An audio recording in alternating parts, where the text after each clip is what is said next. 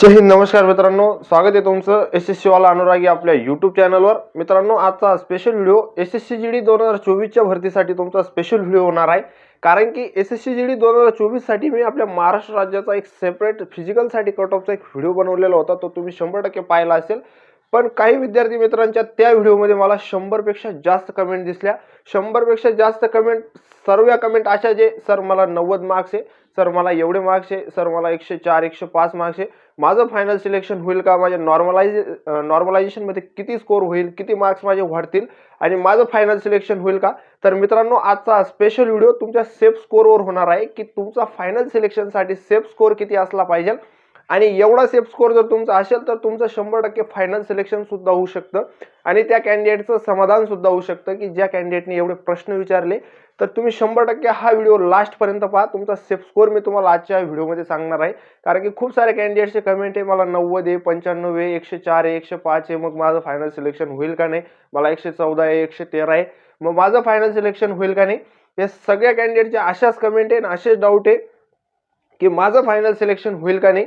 तर मित्रांनो, तुमचा आज संपूर्ण डाऊट मी क्लिअर करणार आहे. तुम्हाला व्हिडिओ फक्त शेवटपर्यंत पाहायचा आहे आणि जर चॅनलवर नवीन असाल तर चॅनलला सबस्क्राईब नक्की करायचं आहे. व्हिडिओ आवडल्यास व्हिडिओला लाईक नक्की करा.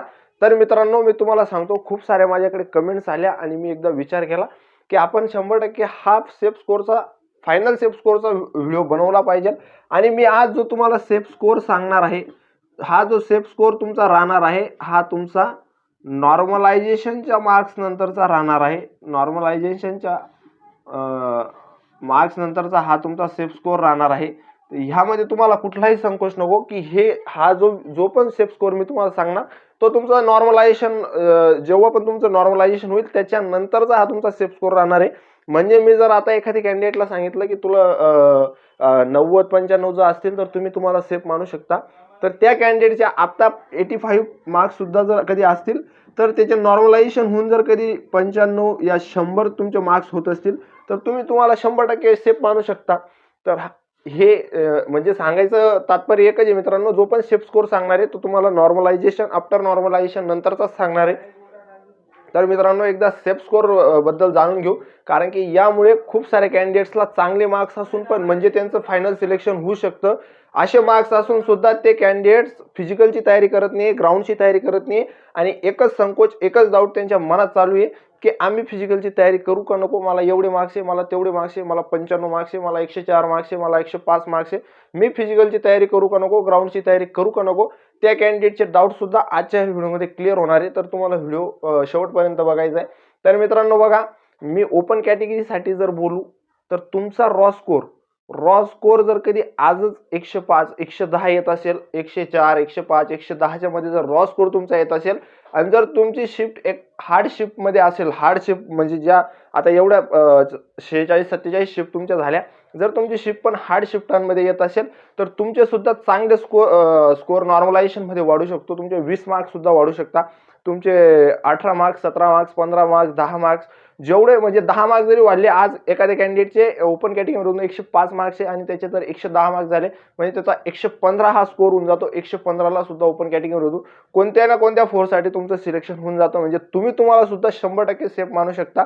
तुमचा रॉ स्कोर जर मित्रांनो आता 105 तर 110 असेल तर ओपन कॅटेगरीमधून तुम्ही 100% तुम्हाला सेफ मानू शकता.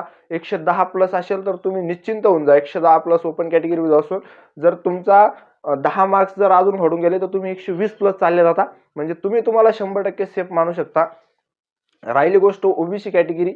ओबीसी कॅटेगरीचा कोणताही कॅन्डिडेट असेल, तो जर कधी 98 या 100 प्लस मार्क्स त्याचे रॉ स्कोर जर कधी बनत असतील, रॉ स्कोर जर त्याचा एवढा बनत असेल ओबीसी कॅन्डिडेटचा, तर तो सुद्धा म्हणजे स्वतःला सेफ मानू शकतो जर 100 प्लस मार्क्स तुमचे बनत असतील तर. कारण की 100 प्लस मार्क्स मित्रांनो, जर तुमच्या हार्ड शिफ्टमध्ये पेपर राहिला किंवा तुमची शिफ्ट जर तुमच्या शिफ्टची काठीण्यता पातळी जर जास्त राहिली तर तुम्हाला 100% चांगलं नॉर्मलायझेशन मिळू शकतं. आता एखादी कॅन्डिडेटचा जर रॉ स्कोर 100 आहे आणि जर त्याला नॉर्मलायझेशन मध्ये 20 मार्क्स मिळाले तर त्याचा स्कोर 120 मार्क्स एवढा होऊन जातो आणि 120 ला ओबीसी मधून, महाराष्ट्रामधून ओबीसी मधून सिलेक्ट व्हायला तुम्हाला कोणीही थांबू शकत नाही. यामध्ये सुद्धा तुम्हाला कुठलाही संकोच नको. राहिली गोष्ट ईडब्ल्यूएस पण तुम्हाला सेम ओबीसीची म्हणजे ओबीसीच्या बरोबरीने चालायचं आहे. जर ईडब्ल्यूएस कॅन्डिडेटला सुद्धा एवढे मार्क्स येत असतील तर ईडब्ल्यूएस वाला सुद्धा स्वतःला सेफ मानू शकतो. राहिली गोष्ट तुमची SC ST साठी. SC ST साठी मित्रांनो, तुम्हाला जर कधी 90-95 प्लस मार्क्स जर रॉ स्कोर बनत असेल, रॉ स्कोर जर तुमचा 90-95 येत असेल, तर तुम्ही सुद्धा स्वतःला सेफ मानू शकता. जर तुमच्या नॉर्मलायझेशन मध्ये 10-15 मार्क्स वाढले तर तुम्ही सुद्धा 110 पर्यंत जाऊ शकता. 108-109 ला सुद्धा तुमचं फायनल सिलेक्शन होऊ शकतं महाराष्ट्रामधून. याबद्दल तुम्हाला कुठलाही संकोच नको. हे झालं मित्रांनो, एवढा जर तुम्हाला रॉ स्कोर असेल open, OBC, EWS, SC ST category मधून, तर एवढे मार्क्स जर तुम्हाला बनत असेल तर तुम्ही 100% स्वतःला कुठे सेफ मानू शकता. आणि मित्रांनो, माझं तरी एक म्हणणं आहे, ज्या कॅन्डिडेट्सला थोडे पण चांगले नंबर येत असतील, थोडे पण चांगले मार्क्स येत असतील, तर त्यांनी 100% ग्राउंडची तयारी करा. कारण की ही SSC GDची भरती अशी आहे, तुमचे पेपरच्या मार्क्सवर जास्त गोष्ट काही डिपेंड करत नाही. कारण की 130, 125, 130 वाला सुद्धा कॅन्डिडेट, 135 वाला कॅन्डिडेट सुद्धा फिजिकल फेल होऊ शकतो. त्याचे कुठेतरी मेडिकलला प्रॉब्लेम येऊ शकता. त्याच्यामुळं तो कॅन्डिडेट जर कधी फेल झाला तर तुमचा चान्स म्हणजे त्याच्यापेक्षा खालचे जर कमी मार्क्स वाले राहिले तर त्यांचा चान्स पुढे वाढून जातो मित्रांनो. त्यामुळे तुम्हाला फिजिकलची तयारी, ग्राउंडची तयारी 100% करत राहायची.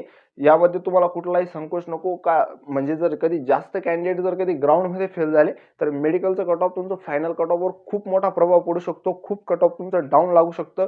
तुमच्या समोर जर मी एक उदाहरण दिलं तर दिल्ली पोलीस कॉन्स्टेबलचं तुमच्या समोर लेटेस्ट उदाहरण आहे मित्रांनो. SSC ती एक्झाम पण कंडक्ट करते, पण खूप लवकर प्रोसेस झाल्यामुळे त्या भरतीचं कट ऑफ जे पण सगळे युट्यूबर्स होते त्यांनी वेगवेगळे कट ऑफ डिस्कस केलं होतं. वेगवेगळे कट ऑफ म्हणजे खूप हाय कट ऑफ सांगितलं होतं. पण अनएक्सपेक्टेड अशी गोष्ट झाली की त्या भरतीमध्ये खूप सारे म्हणजे 50 ते 60% म्हणजे 60% कॅन्डिडेट डायरेक्ट फिजिकल डिस्क्वालिफाय झाले. 40% कॅन्डिडेट फक्त फिजिकल क्वालिफाय झाले. त्यामुळे भरतीचा कट ऑफ खूप डाऊन गेला. यामध्ये तुम्हाला कुठला संकोच नको. SSC GD भरतीमध्ये पण तुमचं तसं होऊ शकतं. कारण की तुमचे मे महिन्यात फिजिकल होणार आहे. मे महिन्यात खूप कडाक्याची गरमी असते. त्यामुळे खूप सारे कॅन्डिडेट फेल होतात. मेडिकलमध्ये खूप सारे कॅन्डिडेट फेल होतात. तुमचे ॲव्हरेज मार्क्स जरी तुमचे बनत असतील, येत असतील, तर तुम्ही 100% शेवटपर्यंत टिकू शकता महाराष्ट्रामधून. हे मी तुम्हाला 100% सांगतो आणि माझ्या एक्सपिरियन्सवरनं सांगतो. आणि मित्रांनो, जोपर्यंत आपलं फायनल सिलेक्शन कुठं होत नाही, फायनल जॉईनिंग लेटर आपल्या हातात जोपर्यंत येत नाही, तोपर्यंत आपल्याला आपलं म्हणजे अभ्यास आणि स्टडी आपल्याला कधीच बंद करायचा नसतो आणि कुठं सेफ व्हायचं नसतं. हा सेफ स्कोर फक्त आपल्या मनाच्या समजुतीसाठी असतो. पण आपल्याला जोपर्यंत आपलं फायनल सिलेक्शन, तुम्ही जर SSC GDच्या भरोश्यावर असाल तर SSC GDचं जोपर्यंत तुमचं फायनल सिलेक्शन होत नाही तोपर्यंत तुम्ही याची तर तयारी करा. आता याला फक्त तुम्हाला फिजिकलची तयारी करायची आहे. पण तुमचं या भरतीचं फिजिकल होतंय तर तुम्हाला पोलीस भरतीचा एक ऑप्शन आहे. पोलीस भरतीचं सुद्धा तुमचं फिजिकल याच्यासोबत होऊ शकतं आणि तुम्हाला अभ्यास कंटिन्यू ठेवायचा आहे. म्हणजे जर बाय चान्स तुम्हाला चांगले मार्क्स असून पण यामध्ये काही प्रॉब्लेम आला, तुम्ही मेडिकल अनफिट झाले, पण तुम्ही इकडं पोलीस भरतीसाठी पण तुम्ही प्रिपेअर राहता आणि तुम्हाला म्हणजे डिप्रेशनमध्ये जाण्याचे चान्सेस कमी होऊन जातात. डिमोटिवेट होण्याचे चान्सेस कमी होऊन जातात. तर तुम्ही तुमचं इकडं सिलेक्शन नाही पण झालं, पण तुम्ही इकडं सिलेक्शन घेऊ शकता. हा कॉन्फिडन्स तुमच्यात असतो. पण तुम्ही जर कधी या भरतीच्या आशेवर जर अभ्यासच बंद केला आणि याच्यात जर तुम्ही डिस्क्वालिफाय झाले तर तुम्हाला खूप मोठं डिमोटिवेट तुम्ही होऊन जाता आणि खूप मग तुम्हाला पुढचे प्रश्न पडतात, मग आता मी काय केलं पाहिजे, मग असं होईल तसं होईल. तर ही गोष्ट राहते मित्रांनो. 100% तुमची तयारी चालू ठेवा जोपर्यंत सिलेक्शन होत नाही. आणि होप करतो तुम्हाला हा व्हिडिओ समजला असेल. भेटूया नेक्स्ट व्हिडिओमध्ये. तोपर्यंत जय हिंद, जय महाराष्ट्र.